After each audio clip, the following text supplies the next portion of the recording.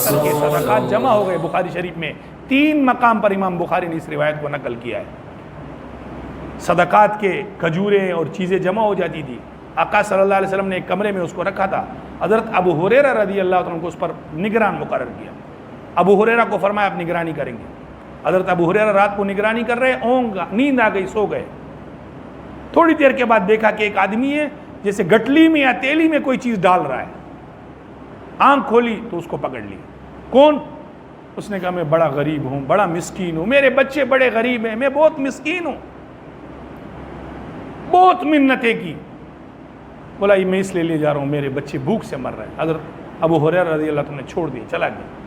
صبح جب ہو گئی، آقا صلی اللہ علیہ وسلم نے فرمایا یا ابا ہریرہ ما تارکو کا ما فعل تارکو کا، رات جو تیرے پاس مہمان آدمی آیا تھا کیا کیا تو نے اس کی؟ یا رسول اللہ آیا تھا، بہت منتیں کی اور بہت اس نے زیادہ یہ کہا کہ مجھے اللہ کے لیے چھوڑ دو، مجھے رسول اللہ کے پاس نہ لے جائے، میں بچے میرے غریب ہیں۔ آپ نے فرمایا سیعود، دوبارہ آئے گا۔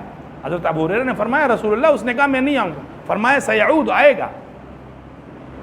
دوسرے رات ابو ہریرہ نے فرمایا مجھے یقین ہو گیا کہ رسول اکرم صلی اللہ علیہ وسلم کی زبان مبارک سے نکلے ہوئے کلمات ہیں، دوبارہ ضرور آئے گا۔ پھر میں آنکھیں کھول کر کے بیٹھا ہوا، پھر مجھے اونگ آ گئی۔ تھوڑی دیر کے بعد پھر میں نے محسوس ایسے کیا کہ کوئی آدمی آیا ہے اور صدقات کے کھجور اور آٹے میں سے کسی بوری میں لے کر جا رہا ہے۔ میں نے پھر پکڑ لیا، میں نے کہا تو نے انکار کیا تھا کہ میں نہیں آؤں گا، پھر آیا۔ بولا میں اب نہیں آؤں گا، یہ بڑی منتیں کی، میرے بچے غریب ہیں۔ تو چوری پر ہاتھ کاٹا جاتا ہے لیکن 2-4 روپے پر نہیں کاٹا جاتا ہے۔ چوری پر ہاتھ کاٹا جاتا ہے، اگر قحط سالی ہو کوئی آدمی کوئی چیز اٹھائے گا شریعت ہاتھ نہیں کاٹے گا۔ چوری پر ہاتھ کاٹا جاتا ہے، 2-4 روپے پر نہیں، شریعت نے اس کی ایک مقدار مقرر کی ہے، 10 درہم پر ہاتھ کاٹا جاتا ہے۔ اور محفوظ جگہ سے کوئی اٹھائے گا، آپ نے اپنی واسکوٹ اور قمیض اتار کر کے وہاں لٹکا دی، کوئی آدمی پیسے اٹھا کر لے گیا تو ہاتھ نہیں کاٹا جائے گا۔ محفوظ جگہ سے کوئی اٹھائے یا قحط سالی میں کوئی اٹھائے تو اس میں ہاتھ نہیں کاٹا جائے گا۔ حضرت ابو ہریرہ نے فرمایا تو نے کل کہا تھا میں نہیں آؤں گا، میرے بچے ہیں، غریب ہیں، مسکین ہیں۔ اس نے بڑی منتیں کر کے کہا میں آئندہ نہیں آؤں گا، مجھے چھوڑ دو۔ حضرت ابو ہریرہ نے پھر تھرس کھا کر کے اس کو چھوڑ دیا۔ صبح پھر آقا صلی اللہ علیہ وسلم نے فرمایا یا ابو ہریرہ ما فعل تارکو کا، رات جو تیرا پاس آیا تھا کیا کیا اس نے؟ یا رسول اللہ وہ آیا تھا اور بڑی منتیں کر کے اور بہت منت وزاری کر کے رو دو کر کے مجھے کہا میں آئندہ نہیں ہوں۔ آپ نے فرمایا سیعود، پھر آئے گا۔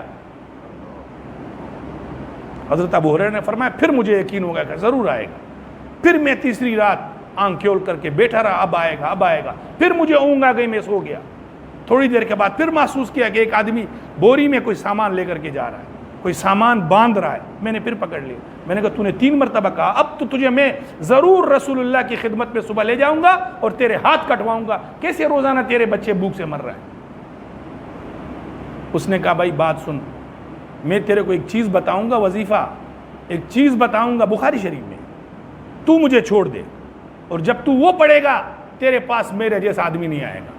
اس نے کہا تو شیطان ہے؟ بولا میں شیطان ہوں۔ بولا بتا؟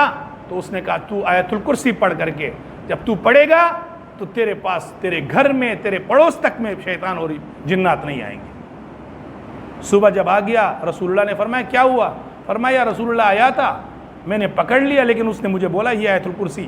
آپ صلی اللہ علیہ وسلم نے فرمایا کان کذوبا وقال صدقہ،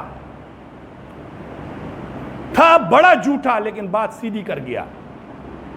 تو آقا صلی اللہ علیہ وسلم نے فرمایا، پھر آپ نے فرمایا کہ 100% آیت الکرسی ہر بلا سے، ہر مصیبت سے، ہر جنات سے یہ حفاظت کی چیز ہے۔ تو یہ پتہ، یہ سا نہ کہنا آپ کہ یہ تو شیطان نے بول دیا، نہیں، شیطان کے کہنے سے آقا نے نہیں فرمایا، آپ نے فرمایا تھا جھوٹا لیکن بات سچ کر گیا، کہ اس کو بھی تو پتہ ہے کہ قرآن اور سنت اور آیت الکرسی کی بہت بڑی فضیلت ہے۔ جیسے حدیث پاک میں آتا ہے آذان جب شروع ہوئی تو ابو محذورہ ایک صحابی ہے، اس نے یا حضرت عبداللہ ابن زید ابن عبد ربی، اس نے خواب دیکھا کہ ایک آدمی آ کر کے، فرشتہ آ کر کے اذان کے کلمات کہتا ہے۔ اس نے بھی خواب دیکھا، کئی آدمی اور نے، ابو بکر صدیق نے بھی دیکھا، عمر فاروق نے بھی دیکھا۔ آقا صلی اللہ علیہ وسلم کے پاس آیا، یا رسول اللہ میں نے یہ خواب دیکھا ہے۔ آقا نے فرمایا یہ فرشتہ آیا تھا اور اس نے یہ کلمات سکھائے، اس لیے آج کے بعد یہ اذان ہے۔ تو اس کے خواب کی وجہ سے اس کے خواب کی وجہ سے اذان مقرر نہیں ہوئی، اذان رسول اللہ صلی اللہ علیہ وسلم کے حکم کی وجہ سے مقرر ہوئی۔ خواب صرف نبی کا سچا ہوتا ہے، خواب واجب اور وجوب نبی کا ہوتا ہے، کوئی کتنا بھی بڑا اولیاء اللہ